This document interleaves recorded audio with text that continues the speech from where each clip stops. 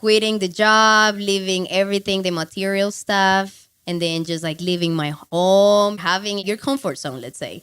And I was like, I was hesitating so much. And then at the end, I was like, okay, let's go. It sounds amazing. I want to travel. I want to experience new things. I want to experience new food, new cultures, everything. So when we travel, it opened my eyes. And from there, I'm hooked.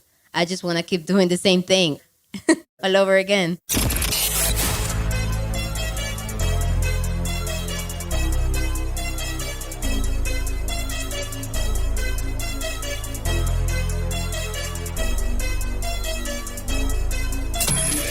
This is the Maverick Show, where you'll meet today's most interesting location-independent entrepreneurs and world travelers, and learn the strategies and tactics they use to succeed. And now, here's your host, Matt Bowles. Hey everybody, it's Matt Bowles. Welcome to the Maverick Show. My guest today is Victoria Sabata. She is a web designer, online marketer, and co-founder of All Digital Media, an online marketing agency that she has run remotely for the past 10 years with her business partner and husband, Santiago. As a social media marketing expert, she helps her clients identify the most effective ways to reach more customers on different social media platforms. And she also helps e-commerce store owners manage and grow their businesses. Originally from Cali, Colombia, Victoria went to college in the United States, and she and her husband now travel the world as full-time digital nomads with no base, and they have been to over 70 countries together. Victoria, welcome to the show. Thank you for having me. I am so excited to have you here. We need to start by setting the scene and talking about where we are doing this interview today, because we are in a very special place, your hometown. Yes, that's right. We are in Cali, Colombia, and we have been hanging out here for the last couple weeks. It is my first time that I have ever been here, and it has just been amazing to be in Cali and amazing also to be hanging out here, particularly with you and your husband, Santiago. It has been so special and amazing. And I'd love to just kind of start with that, just sort of setting the scene here. We are in your hometown. We have just opened a bottle of Chilean Carmenere wine. We're going to be drinking through that throughout the episode. And maybe let's just start a little bit with talking about the past couple weeks. Can you share a little bit about what we have done, basically what you have shown me in your hometown, and just maybe describe it a little bit for folks that have never been to Cali? Maybe they're thinking of visiting. What types of stuff did we see, and would you recommend to people? Well, Cali, as you mentioned, is my hometown. I used to live here, and then I moved to the States when I was 15. Places to visit in Cali, I totally recommend Granada. It's an amazing place. That's where you guys are staying. The other one is San Antonio, amazing place to go. The other one is El Peñón, really nice. Also, like walk around El Gato and then just walk around the whole river. And then we went to El Lago Calima this past weekend, and it was amazing. You can do a lot of water sports. And if you're into water sports, I totally recommend just to rent a cabin, have an amazing view of the nature, birds, everything, and then just do the water sport like kite surfing, paddleboard, everything. Yeah, it's been so incredible. So just to give folks a context, the city of Cali is the third largest city in Colombia. Correct. So it's not quite as big as Bogota or Medellin. If people have spent time in those cities, both of which I really love as well. But Cali is a little bit smaller, and we are staying, these three neighborhoods that you mentioned are all walking distance from each other. Correct. Which is amazing. So there's like a little river, like a stream almost, that runs through the middle of town. And you have all of these outdoor cafes and restaurants that are open. You can walk around, and all these parks with sculptures and art. The street art is amazing too. I mean, just our block where we live has just this incredible street art. So like the scene is amazing there. And then the nightlife is incredible. I mean, you took us to some amazing restaurants and bars and live music and all this stuff here. So it's just an incredible city. I'm glad that you like it. The other amazing thing here is if you're learning or you want to learn salsa, here is, as you saw, is like completely way different comparing to Medellin, Bogota, any other place. They teach you like the basic salsa, but here is salsa caleña. It's like extra steps, extra level that right there. Let's talk about that because that's entirely correct. I spent the last month Yeah. taking salsa classes in Medellin every single day. So I took salsa class for 2 hours a day for an entire month every single day. Yeah. And then I came to Cali. Mind blowing. And you took me to one salsa night here in Cali, and I was like, okay, this is an entirely another level. Correct. For context for folks and cultural context for Cali, this is regarded by many to be the global mecca of salsa. They host Correct. the World Salsa Dancing Championships every year here in Cali. Yeah. And this is really considered to be the preeminent place for salsa. Can you share a little bit about that? Just, I guess, maybe describe for folks sort of what some of the differences, maybe if folks have done some salsa dancing and maybe they've done it in places like New York or they've done it in different places around the world. They've maybe taken some lessons, gotten the basics, or maybe they're even kind of intermediate, decent salsa dancers. When you come to Cali, what is the Caleña salsa? What's sort of different about it? Can you describe that? It's just the basic steps that you will learn everywhere. But in here, like salsa caleña, they just put like on the next level, kind of like twisting it a little bit more. And also we have the salsa caleña, we have salsa choque, that is salsa, but then you just like hitting the other person to the body with body, but you're dancing. And actually they do competitions around the whole city of Cali. So that's like, yeah, it's quite hard to explain through like not showing you, like doing the whole movements and the steps that it's like completely way different, like twisting your leg and then just jumping around, going 2-step one way, 2-step to the other side. Yeah, so you can Google it, I'm sure, on YouTube and see a video of salsa caleña, how the Cali Colombian style salsa, and see what it looks like. And then you can, if you want to, go to an actual salsa night here. Yeah. Oftentimes they'll start with a class. Yes. But it's not going to be a really beginner class. Oh, no. So you're just going to be thrown in to the deep end and be like, here, try to follow along. And you'll be like, whoa. Yeah, that's and then true. you'll really get a feel for exactly how advanced and difficult it is, but also how just beautiful and amazing it is to watch. I mean, it's just stunning. Amazing. I don't know how they do it. They just move like so fast. That's when every time I go to any of those classes, I'm like, I don't even know how to dance. Like I'm from here, from Cali, and I've been learning salsa like my whole life, but that is like the next level. Like I need to be practicing more. I don't know. Can you talk about that, how it was as a kid growing up here? I mean, maybe starting with sort of the influence of salsa in the culture, right? Like when you're coming up as a kid, born and raised in Cali, how does the salsa culture, how do you sort of learn that, grow into that and all that kind of stuff? What was that like? Well, you start learning with the family, of course, got the parties and events that they just do, like the whole family. And then when you start, I don't know, 13, 14 is like the time you just, okay, I want to go party, but you're not legalized to like go out to like a nightclub or something. So you just go to your friend's house, birthday party, whatever, and start dancing. And then from there, you just start learning new steps, new moves and everything. So instead of going to classes, you just learn every year. That's so amazing. But if you want to be a professional, of course, you have to go to like classes. Yeah, that's so amazing. The culture here is just really incredible. And I totally am telling everybody now, like, you have to come to Cali. Don't just go to Medellin and skip Cali. Like, come out here, spend some time, see what it's like, because it's a very, very special place. So when you were growing up, can you talk a little bit about that? You mentioned that you moved to the States when you were a teenager.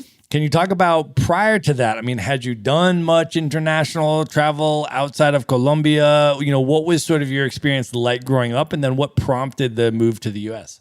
Well, no, living here, going to private school, not comparing to the States. Normally, you just go to any regular school, I guess you can say.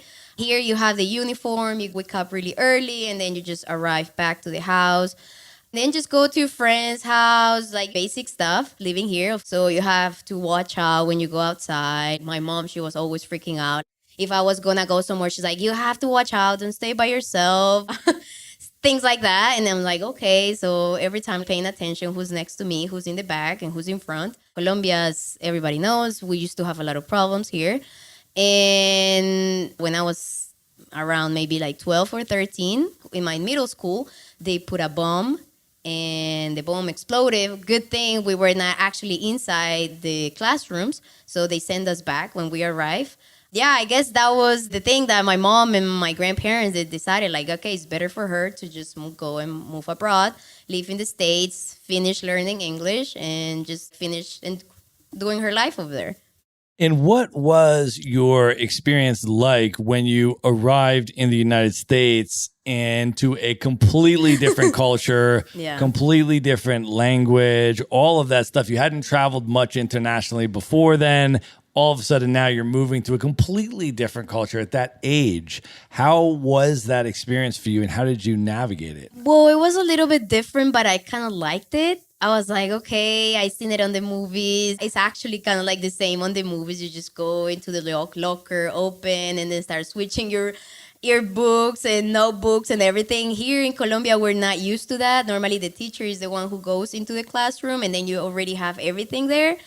But I did like the environment of the States, and of course, learning English, it was a little bit hard at the beginning, kind of like understanding when they were doing the slangs and then talking too fast, things like that. But then I started getting used to because I was living with my cousin and my aunt, and then she got remarried with this American guy. He's from the Navy, and he's a doctor now. So he's a really nice guy, and I was living with them. So every time that I was speaking in Spanish with my cousin, it was so funny because my aunt, she was like, girls, you need to speak English. And I was like, oh man, why?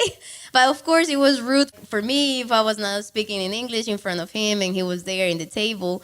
So that way I was like, okay, I need to practice my English more. So I started like, okay, can you pass me the salt, for example? Things like that. So I started getting used to a little bit more with my ear, and then I started practicing more. And then when you start making jokes, that's when they say like, oh, you already know English. You already learned. That's awesome. And then from there, can you talk a little bit about how was your experience going through college and then kind of choosing a career, and take us a little bit on your professional trajectory and what ultimately led you to entrepreneurship? Okay, yeah. So I finished high school in Atlanta, Georgia, and then from there I went to Kansas State University. I did web and graphic design. And then from there, I started working full time. And then we moved to Miami a year, 2 years later. And then my husband, he was talking with his brother and everything. And of course, he got the idea of like, oh, let's do a road trip and let's go from the States all the way to Argentina. And I was like, how are we going to do that? That's so far away. And I was like, yeah, no, it's a crazy story. He's not going to do it or something like that. So I kept working full time. He was working at the house at All Digital Media. That's our company.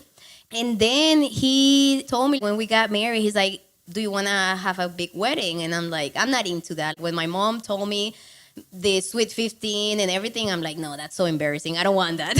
So I just did like a regular party. That's it. I invited all my friends. So with the wedding, I was the same. I was like, I don't want to do that. I don't know. Let's save the money and let's go somewhere else. So that's when we started traveling, and we went to South America, and we went for almost 5 months. We stayed there. So we started in Colombia, and then we went to Brazil, and then we went to Argentina, Chile, and then finally we came back to the States. And then we got the travel bug, of course, but I was working full time. So I had to quit my job. And then when we were going back, when we were in South America, I was helping Santi, my husband, with the business. So we had the clients already, but he was in charge of those clients. So when we came back, I looked again for another full-time job, and then I was working. And then my husband, he's like, I talked to my big brother, and then he gave me this idea, let's go to Southeast Asia. And I'm like, I just got back. I just got a full-time job again. How am I going to do this? My resume is going to look really bad, like looking for one job and then quitting and then doing it again and things like that. So, of course, I got the travel bag as well because I was like, this is so nice. I want to keep traveling. I want to try new places. I want to explore the whole world, let's say. And then I worked for like a few months. I had to quit the job again, and we went to Southeast Asia. And then we stayed there for 5 months again. And since then, I decided, hey, I don't want to go back to like the 9 to 5 job. I like controlling my own hours, doing if I want to work in the morning or if I want to work in the afternoon or at night, or if I can divide my time, that's my option. I don't have to be asking any of my clients or any of my bosses. So that's how I ended up quitting the full-time job and then starting focusing more on our business. So it's an online marketing business and we help clients at small to medium businesses. And we don't have any specific niche. We kind of like their own marketing department, let's say. So we help them with SEO, web design, social media, graphic design, anything that the client needs. Awesome. Well, let me start by asking you some follow-up questions about the travel experiences. So you mentioned that before you moved to the United States, you had not traveled much, even through South America and some of those other Spanish-speaking countries, right? Yes. So when you decided to do that, what was that experience like for you? I mean, you obviously spoke the language, at least in every country except for Brazil, which is Portuguese.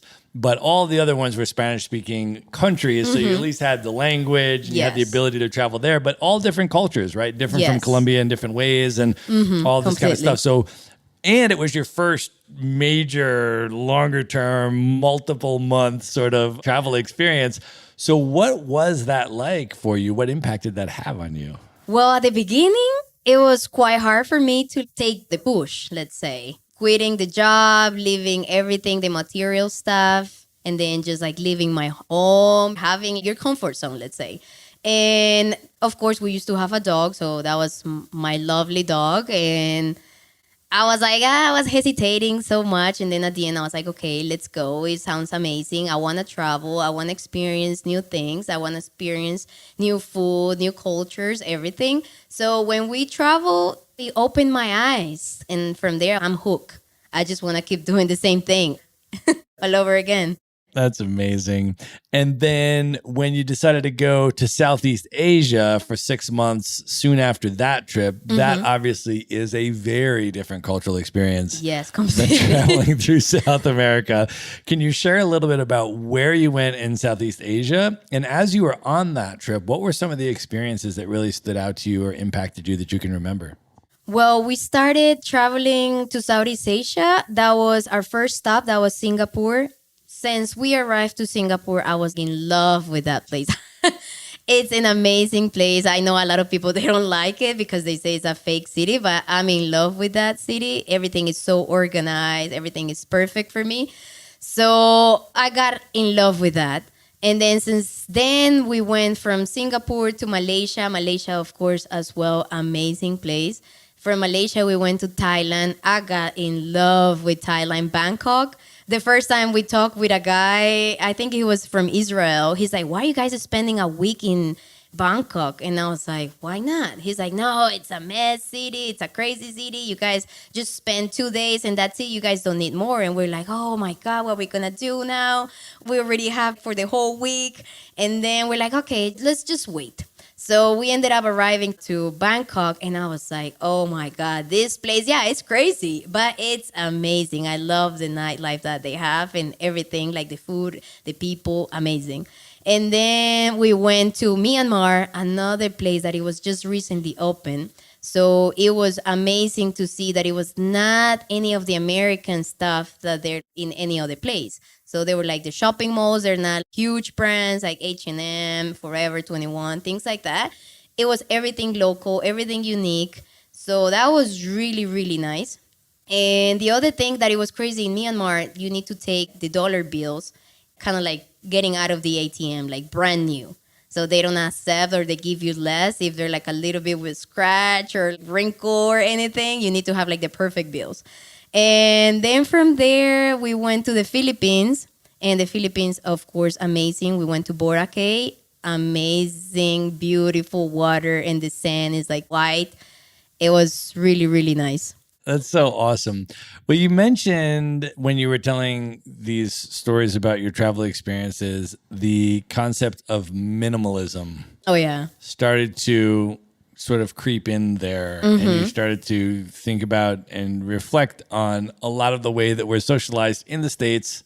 Pretty much everybody is, Yes. right? To sort of buy all these material things and then work harder and then use that extra money to buy more expensive things and then just keep going in this circle. And then whoever has the most expensive stuff and impresses their friends with it. And this, I mean, that's kind of the way that this socialization works in the materialist society that we are living in, right? So how did travel and maybe any specific experiences along the way that sort of made you really start to sort of question some of that stuff? And then how did that sort of lead you towards a more minimalist lifestyle?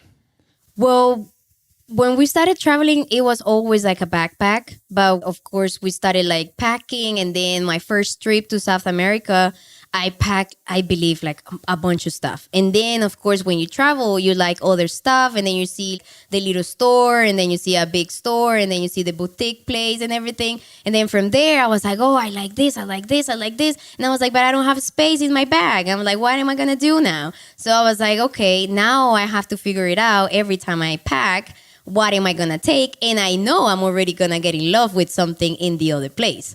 So from there, I was like, I need to pack light. First of all, because we're doing travel carry-on only. So it's like, I don't know, like 12 pounds or less than that sometimes. So we try not to pay. We just like carry on and that's it. And my recommendation is just like pack really light. 7 outfits and then you can switch and match all the time. It's perfect. And if you have light clothing that it can dry fast, it's comfortable, and you can just mix and match. Because the other thing is like you're gonna be in love with every place. You're gonna start buying different things. So if you have something that is not like super new and then you're like, yeah, I can get rid of that. Okay, you can just move on that, not being attached of that clothing or that material thing. And then you can just like get rid of it and buy the other stuff that you need. And then you just switch all the time. So you can just stay like that. I love that. I think it is really significant what you're saying, which is that because you travel with carry-on luggage, as do I. We're talking about traveling the world full-time with no base, a year plus, and just kind of keep going with carry-on luggage only. Yeah. And you and I both do that. And I agree with you that one of the amazing things that you're doing by making that choice, you're imposing a constraint on yourself. And you're saying that my material items that I own have to fit in this carry-on suitcase. Yeah. And if I want to buy something else, it means I have to get rid of something in order to do that. And so you don't allow yourself to stockpile all this stuff. And sometimes for me, that's been buying something that I need, let's say, for a particular local event that I'm going to. I once went to the Dîner en Blanc white party in Paris, which is like this elegant pop-up dinner party, clandestine dinner party, right? Yeah. And you're required to wear all white, shirt, pants, socks, shoes. You're not allowed to have anything that's not white, and it can't be off-white. It can't be ivory. It has to be white. Oh, wow. Now, I didn't own a single white thing, right? So I'm like, okay, I want to go to this event. Yeah. And this is the dress code for the event.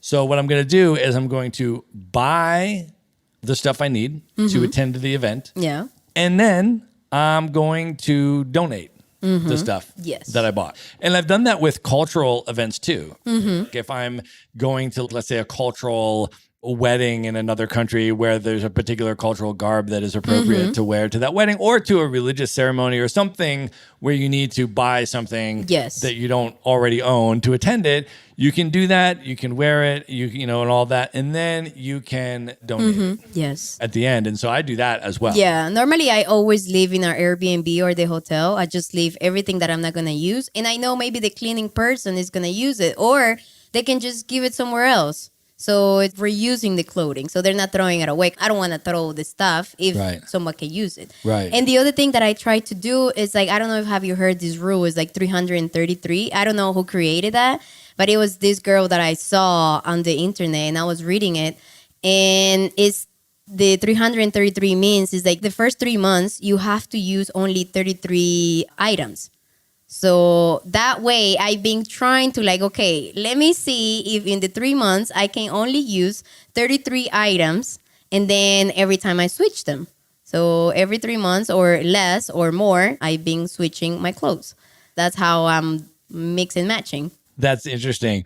I think one perception that some people have when they hear that you're able to travel the world for a year plus at a time Yeah. with only carry-on luggage is that the trade-off for that is that you're not going to be able to dress very well, very stylishly. You bring whatever the stereotype is, like a pair of swim trunks and flip-flops and a tank top, and you wear the same thing every day, and you're just walking around on the beach and all of that. But in fact, you and I both, I think, have prioritized fashion and style. You dress very well. Oh, thank you. And you're able to do it with carry-on luggage. Yes, correct. Can you give some specific tips for the women listening in particular in terms of your techniques that you have developed and refined over the years for how to pack in carry-on luggage only without sacrificing fashion and style and still being able to dress well when you're in a place that you want to dress up for? So my recommendation is just pack 7 outfits, let's say. And from there, you can just mix and match. And every time you just want to switch something, if you see a dress or an outfit that you like more, you can just donate that or leave it in the Airbnb or the hotel, things like that. But normally what I do first is I try to pack before so I know my outfits. And I try to look not for like really simple shirts or simple shorts, things like that. I try to look for a little bit more fashionable clothing pieces, and then that way it's gonna be a little bit more easy so it can match into any other outfit or any place that you need to go. And the other recommendation is that just use the accessories, so the jewelry, the necklaces, the bracelets. If you have space, me personally, I love to have all the time like nice earrings, necklaces, and that way it will show more the fashion, I guess. Yeah, absolutely. I think accessories are an amazing way, particularly for women that can even use than men usually, to make outfits look very different. Yes. Just based on the accessories that you're wearing. And it might be the same base, but you're wearing all these different accessories and it looks like a totally new outfit, and accessories don't take up much room. Yeah, no. And they're not heavy at all. Right. I think that's a great, great tip. Let me ask you this now, Vicky. I know that you have a lot of love for animals, and I know that you have a lot of love and care for the environment that we live in, and then you're very passionate about that. Can you talk a little bit about how those passions come into play when you travel? Well, yeah. When I was growing up, I wanted to be a vet, and then I ended up not being a vet. Now I'm a web and graphic designer with a marketing agency, but I keep loving the animals. So every time I travel, I love to help out animals and the environment the way I can. And let's say, for example, when we were traveling to Southeast Asia, I saw many street dogs and I ended up buying like food for them. So every time I was walking on the street, going around, visiting new places, I told my husband, well, we need to buy some food for the dogs. So we bought like a pack of dog food, and every time I was seeing one, I was like getting up close to them and just giving food. Some of them, they were a little bit shy, other ones they were scared, and other ones they were like really happy just eating the food. And yeah, that's the experience of helping the animals. And the other one, it's really funny, is in Sri Lanka. I was walking on the beach. Every time we walk on the beach, I try to take like a plastic bag and start picking trash. And I was walking on the beach in Sri Lanka. I can't recall the name of the beach at the moment, but I was picking the trash and suddenly I thought it was a plastic bag. And when I pulled it up, it was one of the biggest bills from Sri Lanka. So I guess it was like, I don't know, like $10, $20. And so I believe a lot of in karma and the dharma. So I guess the environment and the world pay me for picking the trash. That's so awesome. I loved Sri Lanka too. I went there for a couple of weeks. What a special place Sri Lanka is. Yes. How was your experience there overall? I loved it. I was in love with Sri Lanka. I love the food. I think they need a little bit better internet, but the rest, like the food and the people, I was in love with it. And they have the sanctuary of the elephants. So that was my top highlight from there. Yeah, super, super special place for sure. Well, let me ask you a little bit about your business now, Vicky. Can you share a little bit about the scope and services offered by All Digital Media? Who are your ideal clients? How do you work with businesses? What do you provide for them? So at All Digital Media, we offer web design, graphic design, SEO, PPC. So we just help clients from small to medium companies, and we just become their online marketing department in every company. We don't have any specific niche. We have from attorneys to interior designers to handmade jewelry stores. So yeah, we help out any type of different businesses, and they're normally small to medium size. Well, I know one of your specialties in the business is helping businesses to optimize their social media marketing, pick the right platforms, create the right content, engage in the right ways, all of that. What are some of the biggest mistakes you see businesses making on social media today, and what should they be doing instead? Well, on the social media, I've been seeing a lot of my clients. They're not posting constantly. They are creating graphics that they're not professional graphics. So they're like always switching back and forth. Like they don't have their color brand. So I normally recommend all the time, like be specific with your color brands, use your logo, use your NAP. That will be, the NAP is like the name, address, and phone number. Things like that. So I normally start showing a graphic design first, they approve, and then from there we start working, creating videos, creating graphics, and just posting constantly all the time using the right hashtags, the location, and then just like being on any other social platform. So not only specify, let's say only on Instagram, but they can also be on Facebook and Pinterest, for example, if it's a jewelry store or a clothing store. And if it's a business to business, I normally do Facebook, Instagram, LinkedIn, and Twitter.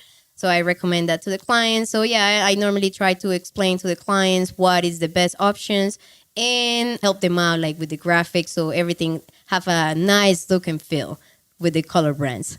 Awesome. And as you already mentioned, your background is in website design, and I know you do a lot of that as well. And Correct. You will take a look at clients' websites. I mean, assuming they have one already.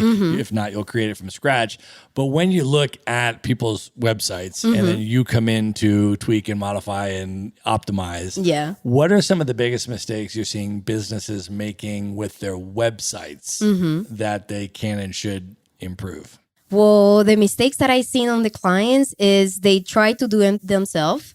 And sometimes they do an okay job. Sometimes they're like, yeah, it's an okay website. So for me, for example, every time I see for services or a website that I'm trying to look, if I see a really bad website, I'm like, oh, maybe this is a scam. It's not trustworthy. So I try to go and look for like a really nice professional looking website. And then from there, I start looking into like the social medias and if they're into Google. So if they are in Google, maybe they're in the maps and in the search. So I start looking on that. And I totally recommend my clients having a nice professional website. The other one is having a mobile responsive website. That's really important. And the other one is if you can be on the maps, that's really good. Because now it's like everything is local and everybody's like looking on their phones on Google Maps, Apple Maps, and the Bing and things like that. Awesome. Well, Maverick Show listeners know your husband, Santiago Sosa, who has also been interviewed on The Maverick Show. If you haven't heard that episode yet, we're going to link it up in the show notes. Highly recommend you go back and check that one out. Another amazing episode. But I want to ask from your perspective, Vicky, for your tips on being a business partner with your spouse, because that is something that does not strike me as something that is just simple and easy to do in a way that is conducive to both the marriage and also conducive to the business. I'm wondering how you navigated that. Yeah. And any tips you have on how both your marriage and your business function so amazingly. Well, thank you. So what we do, we try to take the space So we work not together, we work separately. So he works, let's say now that we're staying in my grandparents' house, he works upstairs, I work downstairs. So we don't see each other every 24 hours because that's a really crazy thing, like being there 24 hours, working together, being partners and being a wife and husband. So first of all, try to have your own space.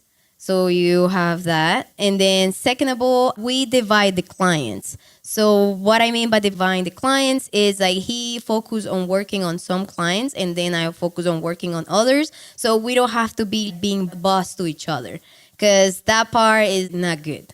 That was the beginning when we started working together. I was helping with the clients and then I was like, why you didn't send this to the client? And why you didn't do this? And why? And he's like, oh, I don't like the design and things like that. So it's better like we collaborate with each other, but he's kind of like working with his own clients. I'm working with my own clients. Of course, it's our clients, all of them, but we divide them so we don't have to be like being boss for one to each other. That's awesome. Well, you two, it's been so amazing to spend time with the two of you, and your marriage and your relationship is so inspiring to me. And so, Thank you. Yeah, it really is. I mean, it's just amazing. I mean, how obviously happy you two are together and just how well your relationship works. It's just really awesome. And I want to ask for your tips now on traveling full-time with your spouse. Yes. Because you two have been full-time itinerant nomads with no base for many, many, many, many years now. Can you share any tips that you have in terms of reflections on doing that over many years and what you've had to navigate to make that work as seamlessly as it appears to now? Well, yeah. So we've been to working and traveling for the past 10 years. And normally what we do is like we try to socialize. So we're not together 24/7 all the time, just the two of us. We try to be around other people. So we can talk with anybody else and hang out, going to parties, going to cafes or going to restaurants just to have a talk or socialize, but we don't have to be all the time just the two of us. Because if not, it's gonna be start getting, I don't know, like really crazy, working, fighting. I don't know, it gets bad. So the good thing is like we like to be around other people. And every time we just go out, I don't know, out of the blue, we start like talking with someone. I don't know if you noticed in Lago Calima, like the girl next to me, I don't know, I turned around, we started talking about the dog, and then from there, she went downstairs with me, taking picture of her friend. I was taking pictures of my husband, and then, I don't know, that was the first time I met her, and that's how we start like socializing with different people. Just being open and friendly with everyone. Yeah, you two are both amazingly social people, which I think works really well. But let's talk a little bit about Lago Calima, because that was such a special trip that we went on last weekend. And it wasn't just that you were meeting local people there, but you actually invited us to go with you. Yeah. And a group of 5 of us rolled up there and rented this amazing finca overlooking the lake. And we just did a sort of 4 or 5 days of co-working, like a workplace sort of retreat.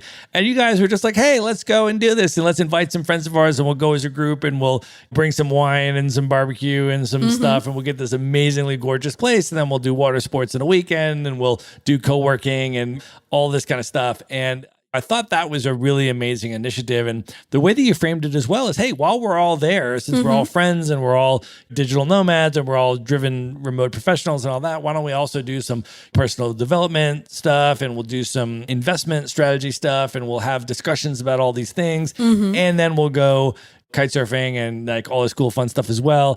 And you guys just initiated that and you just invited us and then you just got a crew together and we rolled and we did the same thing in last month when we were all in Medellin and we met you guys. In Guatapé. Yeah, we went to Guatapé and you're like, hey, let's just get a whole crew of people and just go up there and get this really epic finca for the weekend and just post up and like do this cool stuff with cool, interesting people. And I feel like your initiative to do that stuff and to surround yourself with people is also really, really, just an amazing facet about how you guys are intentional about those social communities. Well, I'm glad. I'm glad that you guys like it and you guys enjoy it. Yeah, it was so fun. So fun to hang out with you guys in Colombia. Super, super special. So you mentioned that you have been doing this lifestyle for close to a decade now. That sounds fun.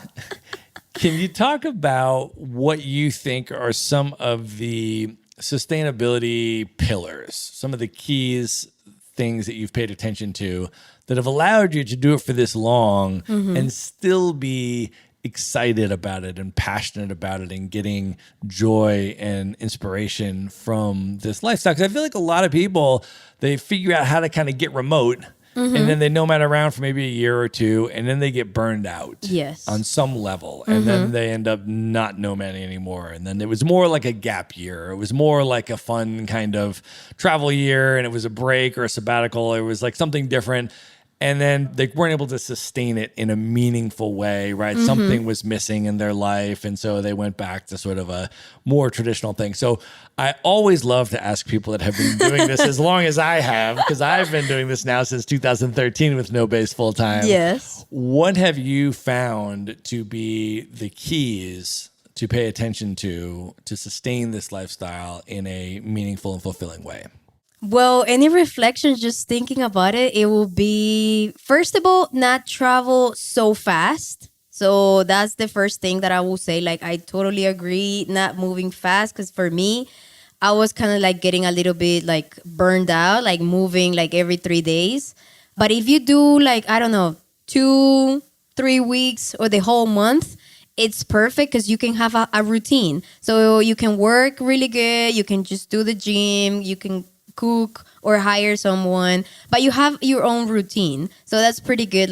Be consistent on maintaining your life the way you used to have it. Let's say when we used to live in the States, in Miami, we used to have a routine of working, and then from working, just going to the gym, and then things like that. And on the weekends, going to visit friends, going to parties, socialize. So that's what we try to do. So we try to maintain our life the way we used to have it when we used to work on our rat routine, let's say.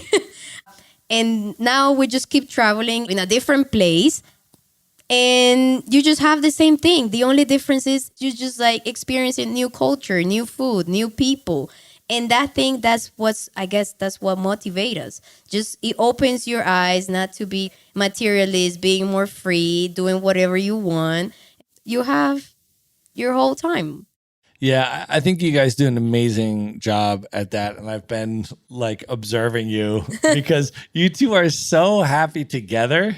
And you're so excited about traveling. Yeah. And you've been doing this for so many years. I mean, you've been together for over a decade. You've been traveling for over a decade. And you're still so happy and in love with each other. And you're so excited about traveling to new places.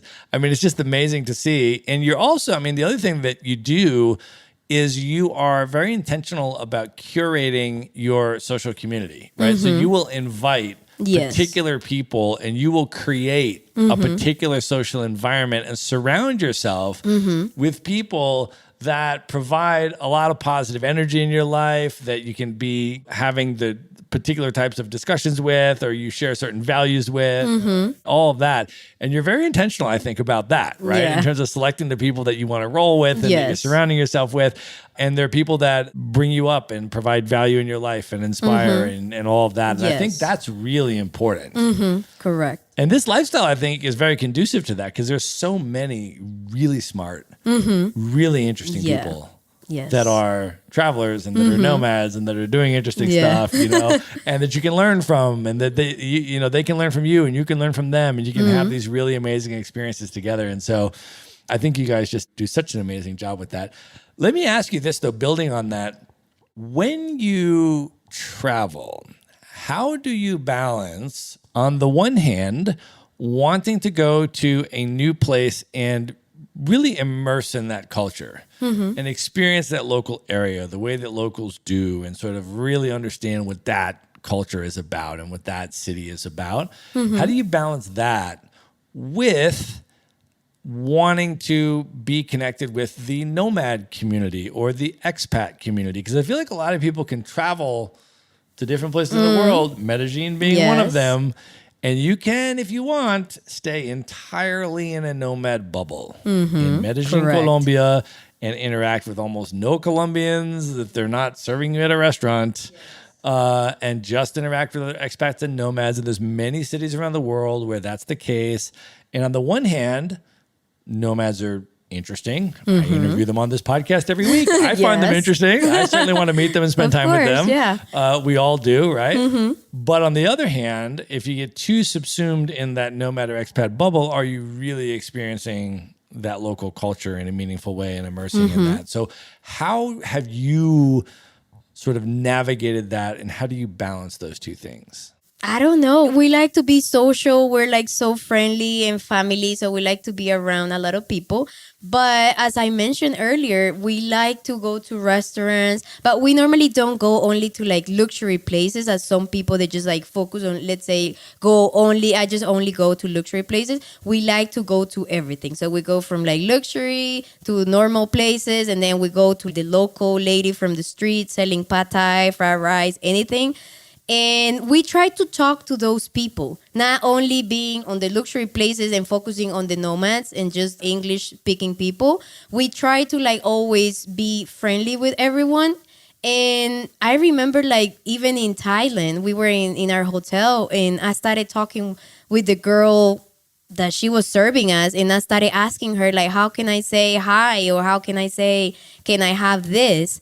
From there, I started talking with that local girl that she didn't know a lot of English. I didn't even know anything about Thai. And she started teaching me, and she was happy teaching me some words. So I think we try to be so friendly and talking to everyone that's how we started like emerging, let's say, into every culture. Not being like, oh, I'm not going to talk to that person because she doesn't know English or he doesn't know English. I don't care. I want to know about her, what she thinks, what's the culture, you know? And just being friendly, everybody's just like start like reacting and teaching you, and you get things back. That's awesome. That's such a great tip. Vicky, I want to ask you one more question, and then we'll wrap this up and move into the lightning round. When you think back about all of the travel that you've now done, 70 plus countries on all these different continents, all of these different cultures, people you've met, experiences that you've had, what impact has that had on you as a person? And at this point in your life, why are you choosing to continue to keep traveling? What is travel, all of this travel, what does it mean to you? Well, travel means to me that it opens my eyes. So when we come back to the States and then we just visit our friends and then they're just in the rat race, that thing for me, I don't want to be doing the same thing from the 9 to 5 and then just being the whole routine on the comfort zone. So traveling, it just helps me thinking on something else, not prioritizing material stuff, just being more conscious of myself, conscious of other people, and just like helping others, helping the environment, helping the animals. And that's why I want to continue traveling, because it motivates me, not being on the same thing and staying on the comfort zone in the same routine. Just when you go outside, it just kind of completely changes your mind and you just more happy, I guess. That's amazing. And that is an amazing note to end the main portion of this interview. And at this point, Vicky, are you ready to move in to the lightning round? I am. Let's do it. The lightning round. All right. I know you're a podcast listener and you're more of a podcast listener than a book reader. So I want to ask you this first question. What is one podcast, other than the Maverick Show, of course, that you listen to that you would recommend to people? How I Built This. An amazing, amazing, amazing podcast. Awesome. We will link all of your answers up in the show notes, by the way, so folks can just go to one place at themaverickshow.com and get the links to everything that Vicky is recommending here. Vicky, what is one travel hack that you use that you can recommend to people? Normally, we travel with carry-on and the bag of the computer. So when I'm like a little bit heavier on my carry-on, I pass some stuff onto my computer bag, and that's how I balance the weight. And the other one is when you buy something on the airport, you get the bag. So in there, if you have heavy weight as well, you can just put some extra into that bag. And that's kind of like my 2 travel hacks that I use. Okay, so you and I both travel with carry-on luggage, Yes. right? And our luggage absolutely, unequivocally fits into the overhead Yes, compartment correct. of a regular airplane. The problem is that once in a great while, an airline will impose a completely bizarre and unreasonable Yes. weight Correct. restriction. But they're like, even though your bag is a totally sufficient size and it will fit on our plane, we're just going to impose this weight restriction on you. Yeah. And if it weighs more than this, we're going to either charge you for it or make you check it or something Yes. crazy. And so your technique is for how to reduce the weight of your carry-on bag correct. in a scenario where they're telling you it has to weigh under a certain amount in Correct. addition to being the same size. And so you can just waltz into the duty-free shop, buy a bottle of something in the duty-free Yes. shop, and then just stuff a bunch of things from your suitcase Yes. into the duty-free bag. You're like, oh, this is just my duty-free bag over here. correct. Don't pay no attention to that. Just weigh my suitcase. That's how I do it, yeah. That's amazing. So I just go and buy anything, a chocolate, a perfume, anything. And then I just, when they give me like a small bag, I'm like, do you have a big one? And then they ended up like switching it. Give you a giant duty-free bag. Correct. You're like rolling with this giant duty-free. You're like, it's a duty-free bag. You can't put a restriction on the weight. They're not going to even check what I have in there. That's so amazing. I love that. All right, Vicky, if you could have dinner with any one person who's currently alive today that you've never met, just you and that person for an evening of dinner and conversation, who would you pick? I will pick right now Garyvee. Garyvee, Gary Vaynerchuk. I Yeah. love that pick. That's really, really awesome. I have been following Gary since 2009. I was at a conference and he was the keynote speaker. I'd never heard of him. This is when he had only had his first book ever published called Crush It. He had one book out and I'd never heard of him. And he was the keynote speaker at this conference. And I was like, oh, I guess, should we leave before the keynote or should we listen to the keynote? Why don't we stay and we'll listen to the first 5 minutes. And if it's not good, we'll roll out. And if it's good, we'll stay. Yeah. Comes on the stage and I'm like 5 minutes into it, I'm like, this might be the best public speaker I've ever heard in my life. Just lit the stage up. So of course I bought his book, I said hello to him. And the blurb on the back of that book, he had a blurb on the back of that book by Tim Ferriss. And I had read The 4-Hour Workweek, which came out 2 years earlier in 2007. So I was like, oh, Tim Ferriss is friends with this guy, as well. That makes sense. Yeah. So then I just started following him and buying every book that he came out with after that and have been following him very, very closely ever since. And I'm actually going to his upcoming conference this year, VCon, That's amazing. which he's doing for the first time ever for people that own his NFT as well. So that's going to be pretty, pretty cool stuff. So that's an awesome pick. I would love to have that dinner as well. All right, Vicky, of all the places that you've traveled, 70 plus countries and many different places within those countries, what are your top 3 favorite travel destinations you would most recommend people should definitely check out? Well, my top 3, I will say Singapore, Barcelona, and the third one, I will say Bangkok. That's my personal opinion. I love those picks. That's amazing. And those are 3 very different types of cities. Yes, completely. I love that you love all 3 of those cities. Because it's not just like, oh, you're going to pick 3 of the same type of city. Like those are really Way different vibes. Yes. And I love that you love them all. But I feel like I'm like that too. Like I love so many different types of things, which is why I'm a nomad. Yes. People are like, oh, if you could pick a base, where would you go? I was like, I don't want a base. I want all of it. Yeah. That's why I'm a nomad. I want to spend time in Singapore and Bangkok and Barcelona. And that's why I nomad, so that I can spend time in all of them. That's true, And yeah. I don't have to pick just one. Those are awesome picks. Those are 3 of my favorite cities too. All right, Vicky, last question. What are your top 3 bucket list destinations? These are places you have never been. Highest on your list you would most love to see. I would like to see Australia. I would like to go to South Africa. And then Islas Galapagos in Ecuador.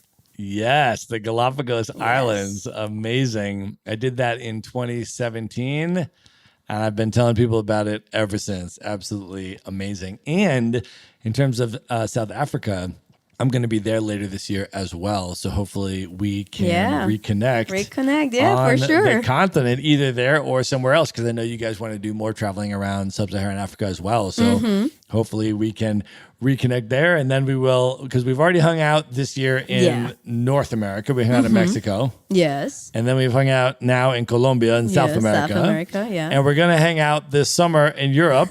Yeah. And then hopefully at the end of the year in Africa. So our paths keeps crossing. It's that nomad life. Yeah. I love it. That's amazing. I'm in love with this life. Absolutely. I love that. That's so awesome.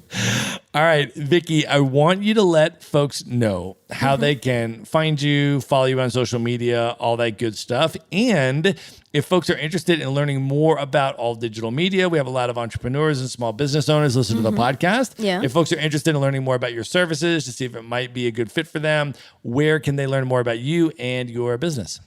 They can find us on our website, so alldigitalmedia.com. You can find the link in the description. We are in the social media, Facebook and Instagram. And if you have any question, you can contact me as well on my LinkedIn account, Victoria Sabata, and my Instagram, Victoria Zapata Marketing as well. Amazing. We are going to link all of that up in the show notes. So all of Vicky's personal social media links, all of her business links and her website and everything is going to be there in one place. So just go to themaverickshow.com and go to the show notes for this episode. And there you will find it along with everything else we discussed on this episode. Vicky, this was amazing. Thank you so much for coming on the show. No, thank you for having me. It was really nice. All right. Good night, everybody. Be sure to visit the show notes page at themaverickshow.com for direct links to all the books, people, and resources mentioned in this episode. You'll find all that and much more at themaverickshow.com. Learn how Maverick Investor Group can help you buy cash flowing rental properties in the best U.S. real estate markets, regardless of where you live. Schedule a free phone consult today at themaverickshow.com/consult. Now you can buy rental properties with tenants and local property management in place, so you don't have to be a landlord or a rehabber. To get your questions answered and discuss how Maverick Investor Group can help you meet your real estate investing goals, schedule your free phone consult today at themaverickshow.com/consult. If you like podcasts, you will love audiobooks, and you can get your first one for free at themaverickshow.com/audiobook. Whether you want the latest best-selling novels or books on investing,